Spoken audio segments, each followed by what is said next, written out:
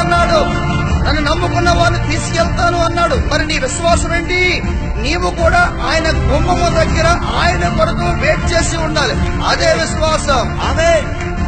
నీ పరిస్థితులు ఏమైనా సరే నువ్వు విశ్వాసంలో జీవించాలంటే కనుక నీ మీద సాతాను దాడి నాకు విజృంభిస్తున్నప్పుడు, నీ శారీరకమైన దాడి విజృంభిస్తున్నప్పుడు, సమస్యలను సుడిగుండంలో నువ్వు చుట్టుకున్నప్పుడు నీ విశ్వాస పరిణామము పెరగాలి, నీకు విజయం రావాలంటే నువ్వు అక్కడ ఉండవలసింది ఏంటో తెలుసా?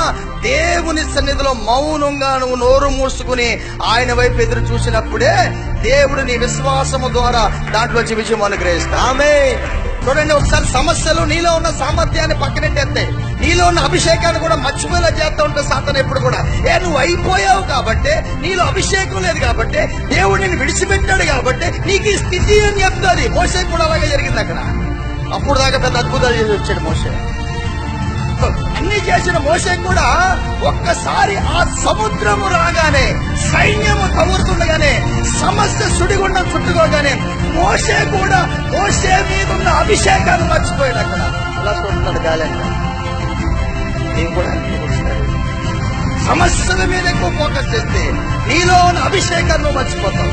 సమస్య మీద ఎక్కువ ఫోకస్ చేస్తే నీలో ఉన్న సామర్థ్యం మీద ఓడిపోతాను. సమస్య మీద ఎక్కువ నువ్వు ఆలోచన చేసుకుంటే దేవుని వాక్యం అనే ఖడ్గంలో నీవు ఉపయోగించలేవు. సమస్య మీద ఎక్కువ ఫోకస్ చేస్తే దేవుడు నీ కొరకు ఏం చేస్తానన్నాడు ఆ వాగ్దానాలు మర్చిపోతావు. అందుకనే దేవ సంగమా, సమస్యలనేవి సుడిగుండాలనేవి ప్రతి మానవుడికి వస్తాయని బైబిల్ చెప్తుంది, యేసయ్య చెప్పాడు. అయితే ఆ యొక్క సమస్యలను సుడిగుండంలో నువ్వు దాన్ని జయించాలంటే కనుక నీకు ప్రధానంగా ఉండవలసింది విశ్వాసం. నా దేవుడు చేస్తాడు, వాగ్దానం ఇచ్చిన వాడు నమ్మదగిన వాడు, నా దేవుడు నన్ను విడిచిపెట్టాడు.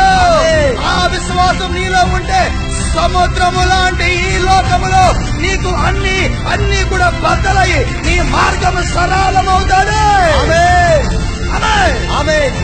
ఏడవనవచ్చు, దేవుడు మార్గం సరళం చేస్తాడు.